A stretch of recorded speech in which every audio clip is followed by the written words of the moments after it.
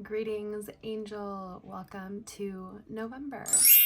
This is the November Cosmic Cartography. So we include a lot of stuff here.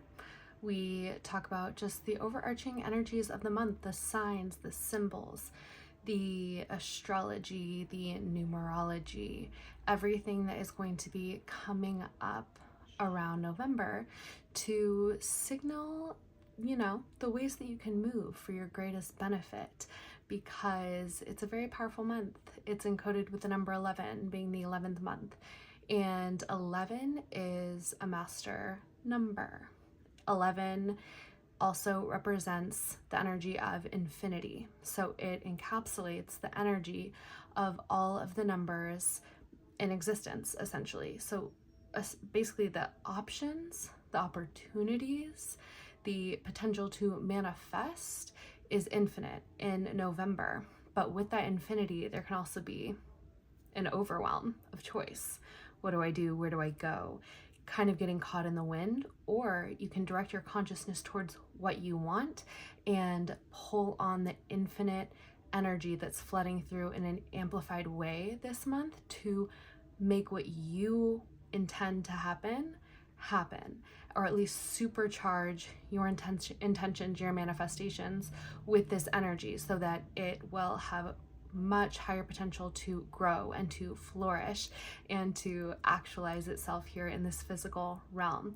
So there's also more of an opportunity to pull down more of our infinite self into our finite form here, awakening soul remembrances, ancient intelligence, gifts, memories, all of these things.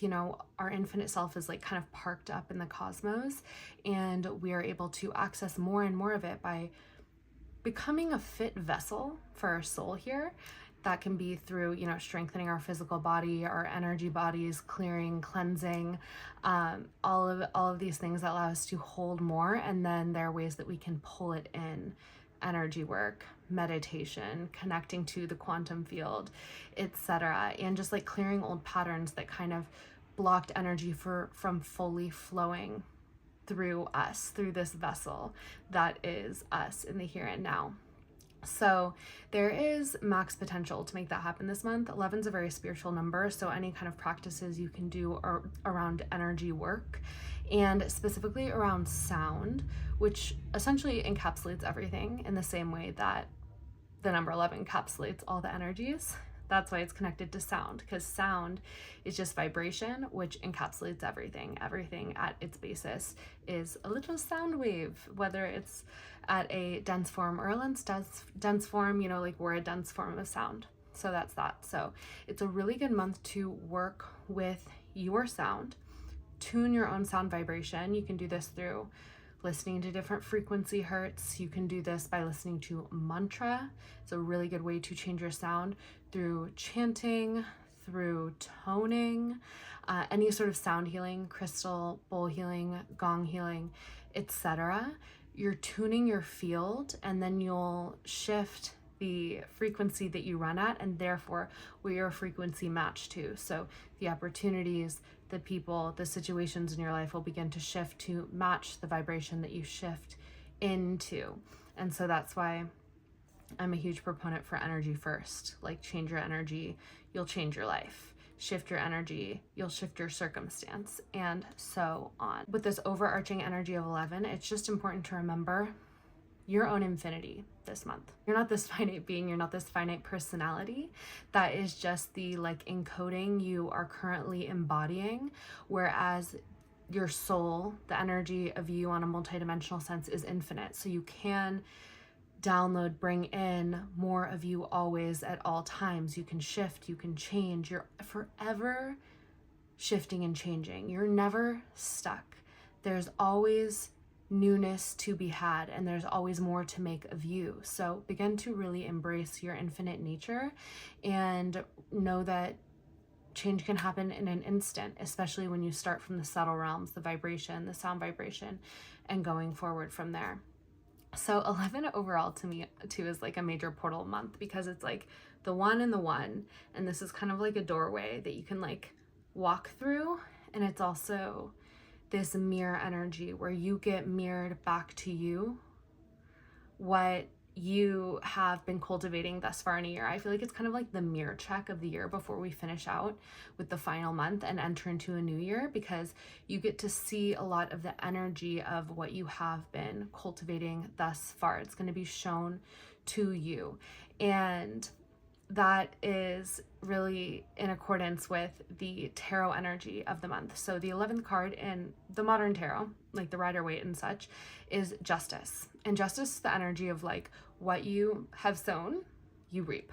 So if you've been putting good out there, you've had good intentions, you've been moving in alignment with your own soul, you're going to receive the reflection of that back this month, and you're really going to see your ships coming in. You're going to be able to witness the unfolding of you having been in alignment with your own integrity, and everyone and everything else is going to witness the same for them. It's this idea, karma. It's not really some man in the sky like judging you and being like, coal for you, gifts for you. It is actually just you always experiencing the vibrational frequency that you emit.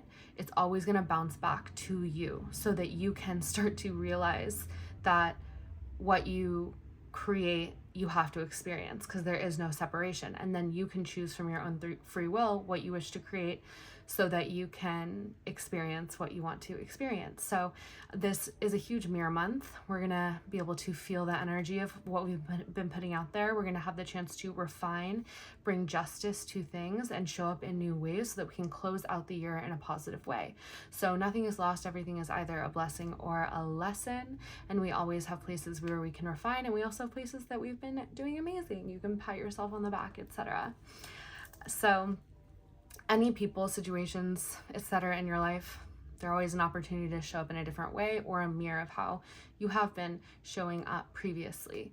And in an older system of the tarot, the 11 card is actually Strength, which is also very in alignment, I feel, because with this energy of infinity and the choices being infinite, I feel like the invitation is very much to exercise your choice, to put your energy and your intentions towards a path that feels in alignment and integrity for you, aka one that is in alignment with justice, what you're going to want to experience as a reflection. But that like takes some spiritual strength, because sometimes what would be easy in the short term is not going to be what is going to bear fruit for you in the long term. And so it is kind of having this connection to something greater, and that giving you, even if it's just a greater perspective of this equalizing force of the universe, and aligning with that stance and moving with strength towards those aims and in those ways in your life. So can you hold the frequency that your soul wants you to hold? Can you face the choices of your past and alchemize things that come up for you this month? And yes, you can do it all. And if you're here watching this video, you're going to, and you do all the time. So good job. And also there's this energy of like, as long as you're showing up in justice and in strength and doing your best with a good intention, the divine is going to handle the rest. So it's not your job to be the justice. It's not your job to rectify all the situations unless you're actually genuinely called to. And it's like something where you're being moved to do so in the moment by like a force greater than you. But like, it's, other than that, the forces equalize and balance themselves. So just trust in that and know that the way you move is what is the most important thing to focus on. We'll get into the energy of the astrology. So on November 4th, which is probably going to be a day after this comes out, Mars is moving into Sagittarius. So it's been in Scorpio. And Mars is the planet of action, our masculine embodiment, kind of the way we do, and also like kind of like our passionate drive for life, and just like the life force that moves through us as like the impetus to make things happen, to expand. And so Mars has been in Scorpio, which Mars in Scorpio really reminds me of the song Eyes on Fire by Blue Foundation. It's like, I wait to play the whole time. I'm scheming. You might think I'm doing nothing, but I'm like waiting for my move to go in for the kill. Like, I'm strategic. I move when it is the most effective time for me to move and play my cards, and then I'll play my hand, and then I will win, because everyone who is rushing to get there, has exposed themselves, has made the move before the timing was right. But not me. I literally wait, I pause, I look, I observe, I slide right in. And so that's kind of been the move, is like a more strategic Mars placement thus far, and one that has like a lot of depth. Like you're moving from a place of depth and sight. And Mars is going to be moving into Sagittarius on the 4th. And Sagittarius is this energy of expansion of the mind and in the world, travel, adventure. It's like, I want more. I want to grow as a person, and I want to grow in my experiences here. And I just want to expand into like a higher space. Being paired with the planet of like action and movement, we might feel very called to expand our worlds as it moves into Sagittarius. So this might be getting out more, going new places, traveling, expanding your social circle, all of these things, having new experiences that you can learn from and gain wisdom from is going to be this energy. So just let that energy, like, you don't want to block the Mars energy, because that can cause like repression, depression of your life force. So like whatever way that you're able to in your life, allow that energy to move, do it. Like maybe you can't travel across the world, but maybe you can take a day trip somewhere. Maybe you can't, you know, meet people from a totally different country, but you can like go to a new workout class and chat people up near you. Whatever it's calling for you, find a way to do that and make it happen. And then November 5th, we're going to have a full moon in Taurus in tropical astrology. So Taurus is the place where the moon is exalted. So it's its happiest, it's its most comfortable. It's like in a grounded emotional space for the moon to be in. And Taurus is very much about the earthly realm, pleasures, enjoying oneself, feeling good, feeling like the sensual ecstasy of being alive, and, you know, being consistent, steady, working hard, but so that one can enjoy their life. And so the moon, it's comfortable here. And because Taurus is like this beautiful, prosperous energy, and the moon is full, it's like at its peak, it's like a really good time to do any sort of prosperity ritual, or to just be in the energy of like, I don't chase, I attract. Like you magnetize things to you, you magnetize the energy to you by being in your own energy and enjoying yourself and being like at peace, calm, emotionally stable. And from there, things come to you. You don't have to go out and chase things. So that's very much so the energy of this full moon. Maybe like take a bath, make a delicious dinner, like enjoy yourself and put on some good music, like stir up the frequency of like pleasure and enjoyment, and then see what comes to you. Maybe use some affirmations about what you call in, as if you already have them, as if you already are them. It's a great full moon for beauty rituals because Taurus is ruled by Venus. And at the same time, the moon is squaring Pluto in Aquarius, and Pluto's transformation. And Aquarius is like for futuristic purposes, for innovative purposes, for the collective transformation. So I think that it is an opportunity to ground into yourself as like this potent, beautiful energy, knowing that that is going to be a huge benefit for the transformation of the collective, and knowing that like the transformation of self and the collective can be sustainable if you are in a solid space, like emotionally, nervous system wise, and like you can enjoy the path along the way. So like even if it feels like there is some like intense transformational energy, you can still enjoy yourself. You can still call in all the good. You can still attract all the good things to you. There's nothing that's ever going to truly impede you from doing that. And it is a benefit to the whole. Okay, then on November 9th, Mercury is going to go into retrograde. It's Mercury's in Sagittarius. We're in this moment of like expanding the mind. It's going to go retrograde. So that is always a good time to note that there can be technological glitches, there can be car glitches. Always add in extra time for things that you have to do around technology and travel, because there are often hiccups, but it's like life trying to get us to slow down and clean things up. Clean up our communication, refine the way we're moving, redirect like our mental processes. It's a great time to like get reorganized around anything that has to do with the mind, around any sort of plans that you have, and just be like extra diligent in your communication, and also like know that things will come back into your sphere as an opportunity to tie up loose ends. So whether it be relationships, work opportunities, all these things, not everything that comes back is coming back to stay. It's coming back to like offer you an opportunity to like really close it out. And then the things that are really meant for you, you'll know. So that's that. It'll be retrograde until the 19th. So from the 9th until the 19th. And it's also a really good time to like clear out the subconscious, to do any deep meditation, because it's like kind of like the mind slows and you're able to go in deep, especially because part of the retrograde will be in Scorpio, which is really about the depths, what's underneath the surface, the subconscious, the unconscious, etc. Okay.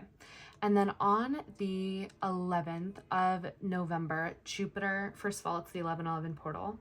So we have that numerological frequency of infinity, and also it's known as the twin flame portal, the divine union portal. So it's a time where like it's the mirror portal.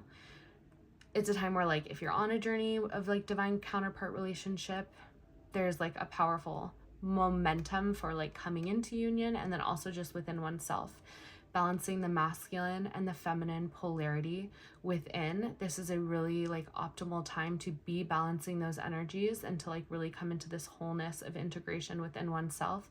And then without, we'll experience that reflection. So like it's really good to look at any places where you might be waiting for someone to like save you or like bring joy into your life. How can you actually start to embody the aspects of like the things that you look outside of yourself for and cultivate them within you? And that's not to say that like you can't also be with people who have those qualities, but like the yearn for it is because there's an unrealized aspect of self that like you have the potential to activate and embody. And then when you are in connection with others, whether it be like opportunities, businesses, people who have those qualities, it's more of like an amplification rather than like I need to hold on to it because if I don't keep this or them, I'm not going to have it. And then you're living in fear. So whether it's like joy, fun, creativity, financial stability, whatever you seek without outside of yourself, this is a great time to cultivate those things within. You're capable of cultivating it all and fully embodying your full power. And then you just get to live in this overflow state of love. And like that is the mirror that ends up showing itself to you. So on the same day, the 1111 portal, it's also Jupiter going into retrograde, and Jupiter is in Cancer. So it's exalted in Cancer. Jupiter is the planet of blessings, expansion, wisdom, etc. So already this is a really positive placement. It's been here for some time. And so now it's going to go retrograde. And one of my favorite ways I've heard this interpreted is that like backstocks of blessings are going to be able to be brought to you. That like the first time Jupiter went over these degrees in Cancer, they didn't like fully land. And now that it's going back through, it's like the backstock of blessings that didn't fully fall through previously are going to be able to come through to you now. So just be open to that. And then also know there's this energy around revisiting the ways in which you want to expand. Like you're going to be able to take a look and like kind of like rework your desires for expansion in your life before Jupiter moves forward again in March. So you can kind of be like, how have I been moving? Where have I been expanding in my business and my consciousness and my relationships? And like, what are ways that like I actually want to like rework my intention and my direction of my energy? It's going to be in Cancer for quite a bit, going through this retrograde. So a lot of that is around home, around family, around close relationships, around your emotional landscapes, your creativity. So these are good topics to focus on when you're reassessing how you're expanding in those areas. And then as you like clean that up, you make it really in alignment with where you really want to go. The prosperity of Jupiter will really be able to flood in that much more when Jupiter goes direct in March of 2026. Okay, on the 20th of November, we have a Mercury cazimi. So this is where Mercury and the sun go conjunct. And like Mercury, our mind, gets purified by the solar energy of the sun. Mercury's in Scorpio. So that means like the deepest depths of our mind, of our subconscious, have the opportunity to be purified on this day. So it's a really good day to like meditate, specifically maybe even like a subconscious clearing meditation. You can find a lot of Kundalini meditations that are powerful for clearing the subconscious. They all are powerful for that. but it's a day where like the depths can be cleared out, purified, and then like almost born anew on a subconscious level, which our subconscious controls most of our life. So it's a really positive opportunity to like take out the trash of what you no longer want as like a program running deep down in your mind. Very powerful day for meditation, November 20th. On the 21st, Uranus, which has been retrograde, Uranus is quick change, transformation, awakening, lightning like unexpected happenings. It's already retrograde, but it's moving into Taurus, which is like our earthly realm, like we were talking about. Structures, things that we can like touch, taste, enjoy, money, all things that have to do with the second house. And it's moving back into Taurus. So it's basically like shifts around the way we make money, our self-worth, our stability, all of these things. There's going to be like opportunities for massive shifts to occur. So it's kind of just take note. You can't really control the Uranus energy. It's going to do its thing, but just know like if massive changes start to happen, it's all divine. It's instigated by the cosmic movements, and it's kind of its last movement through Taurus before it goes direct again, and then officially will be in Gemini. This whole month Venus is going to be in Scorpio until early December. So I think this is like beautifully paired with this 1111 portal, because Venus and Scorpio, I mean, people say Venus is at its detriment, but Scorpio is ultimately like deep commitment and devotion. It's like when you are like fully in it with a Scorpio, like it's loyalty to no end. They'll be with you for the long haul. It's like marriage. It's just like really deep, not even till death do us part, but like souls together forever kind of vibe. It's deep. It's not like light and flirty and fun like Venus and Libra, but like it's got the like fun, spooky vibe of Scorpio. It's a powerful, potent, present experience. It's going to be in Scorpio until early December. So it is a really positive time to like get to know people on a really deep level. Take that love to like a deep level, let it grow its roots. Be open to being seen for your depths. See other people in their depths, and like the people who like you guys can really accept each other there. That can be extremely long lasting and very beautiful and powerful, like soulmate twin flame energy, along with the 1111 portal, if like that's the kind of journey that you're on.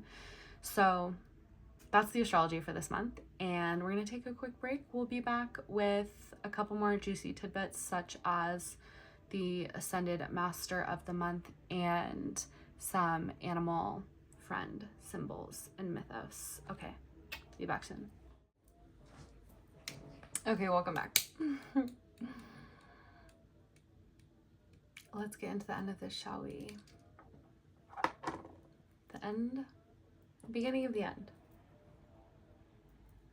There were a couple of energies that were coming through in terms of just like mythology, lore, and ascended masters, these archetypal energies that we can pick up on. And first was Pallas Athena. And there had been so much energy of like justice coming through before I even realized that the month of November 11 corresponded with the justice card in the tarot. Like all of the tarot readers I watch, including myself, like the justice card was coming out in every reading. Like there will be justice will be served. Justice is being called on you, on your life, on others, on their life. And I feel like if you're here, you're on the clean side of the street. So it's like justice is being served in your favor. And the scales are coming to balance, if you will. And so it makes a lot of sense that that had been showing up so much towards the end of October, and now we're moving into November, which has the overarching energy of justice. Also that 11, the mirror, what you reap, you will sow. And we will be experiencing that this month. And the strength, are you strong enough to face it? What was really interesting is that this energy of like Pallas Athena kept coming up, and she does stand for justice and for just like high intelligence and wisdom, and like utilizing that wisdom in accordance with divine will. Though she had been coming through, it's always like a discovery of like why, what's the lore behind this. And I thought it was supremely fascinating. So I'm gonna read this because I thought it was powerful. Long before Athena stood as the unchallenged guardian of the cities and patroness of heroes, she shared her youth with someone she loved dearly, a nymph or a minor deity named Pallas. Raised together in the divine courts of Olympus, Pallas and Athena were more than companions. They were sisters in spirit, bonded by loyalty and a shared thirst for mastery of the art of war. Fascinating. But essentially what happened was one day they were like battling, as they do, practice battling each other. That was like their pastime. They like had a love for the art of war. Essentially, Pallas had a like very intense move towards Athena, and Zeus saw it from above and thought that it was like gonna take Athena out. So Zeus comes down and like knocks Pallas off her footing, and Athena, not realizing that Pallas had been like disengaged by Zeus, still goes for her blow, which, because Pallas was disarmed, killed Pallas. So she essentially killed her like best friend, soulmate, twin flame, confidant, all of these things. And obviously it was very tragic. So it says that as a gesture of eternal remembrance and penance, she adopted her name, therefore forevermore being Pallas Athena. And it was not just a name, but a symbol of loss, of love, and the acknowledgement that even the gods, like the most powerful beings, carry shadows in their hearts. And she also went to create this object, like weaved this object together with like all of her devotion, all of her sorrow, all of her love for Pallas, all of her like godly power that came from like that higher love. She wove into this object that she created that was then known as the Palladium, and it was a statue of Pallas. And it said that it became like a living symbol of divine justice, this statue. So it was this living symbol of divine justice, tragedy, and the delicate line between destiny and choice. It was a vessel of divine regret and mystical power. Washed in Athena's divine tears, the statue was said to possess miraculous protective properties, enhanced further by the Aegis, Athena herself. Only the true palladium infused with, because there were many, like, basically the palladium was then used to protect their city, and like no one could win war against that city for like eons, essentially, until someone finally realized it was the palladium and they stole the palladium. And it said, and people try to make copies of it too, and it said that only the true palladium infused with Athena's sorrow and divine energy held the key to Troy's strength.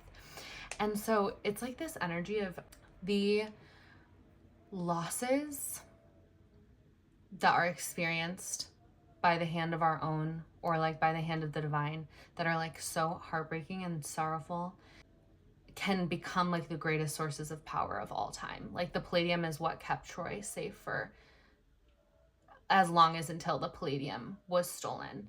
And it was like her greatest sorrow became like the most powerful thing of all time, and like the deepest thing of mystical power that people were after for eons and eons. And so it's kind of this energy of like nothing is ever truly lost, and something can be alchemized out of anything. Like no matter how dark, no matter how tragic, justice is not necessarily served based upon just what you did in the past, but what you do with your past in the present.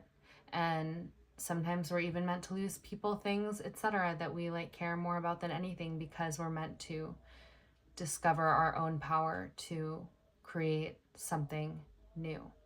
So that is like a new perspective on, I think, divine justice, is like us creating our own justice out of circumstances that we were either given or that we actually like created for ourselves. And that energy is very much available. It's like, what are you going to do now with like that energy of the strength in the tarot and that energy of like justice? Like, can you harness the strength to be the force of justice, to create justice in your life, you weaving your destiny with your choice? And then also, I think the energies of Jesus and Mary Magdalene are both really present, because The 11 is that integration of polarity of the divine masculine, the divine feminine, the yin, the yang, the solar energy, the lunar energy, and like really creating that alchemical union within, and then also experiencing that alchemical union without when the time is right. And so there's very much that energy this month of like both the resurrection energy of like every time we go through like a death or like, you know, an ego death, a healing cycle, like we're always born again. That's like the solar energy, like the promise of that Christ force that lives within us all.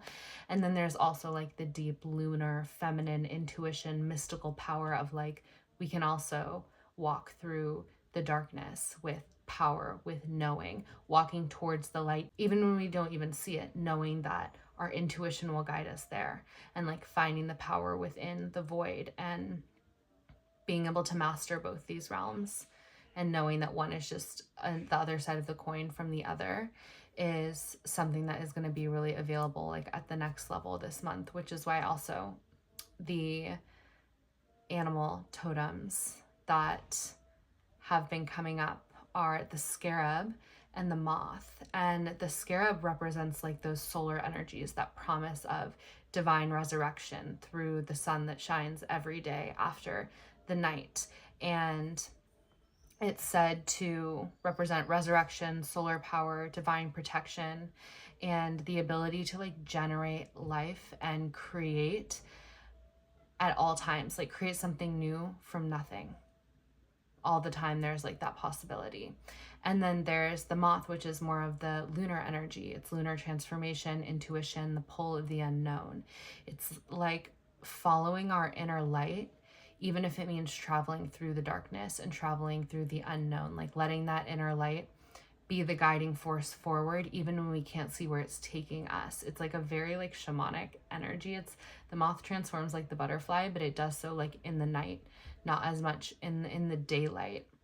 So it's very much tied to psychic awakening, to surrender, and in the same way that the solar energies, so much of this like resurrectional creative force, and then there's the like intuitive mystical force. So it's really this month where we're going to feel, I think, an integration within on all levels, and then people who are already at a certain point are going to start to come to more integrations externally through things like divine union or integration with greater levels of purpose and destiny and creativity on an external level. So I'm really excited for all of us. I think it's going to be a really beautiful month, and the possibilities are infinite. You are so powerful. So really, with it being 11 and it encompassing the sound current, the encouragement is very much to like tune to the frequency you want to experience, and know that you have the power to tune your own frequency. You're both the energy and you're the tuner of the energy. Yeah, there's going to be a lot of divine revelation this month. So interesting. So interesting. Yeah, we also got these two energies of like competition and battle. And I think that the I think that the message is just to like not get caught up in any external chaos and just focus on your own frequency, your own healing, your own sense of balance. And from there, the external chaos will fade and you'll be matched with the frequency of your own peace. Like, this is very much a month to teach you that energy rules, and what you set vibrationally, you'll experience in your external realm. And from that point, you know your own power, and everything can unfold from there. So many blessings. Let me know anything that you think about November. I want to hear. I'm sure there are more insights and more intuitive messages. And if anything resonated with you, please like, comment, subscribe. And I'll catch you on the next month for our next cosmic cartography sesh. Mwah.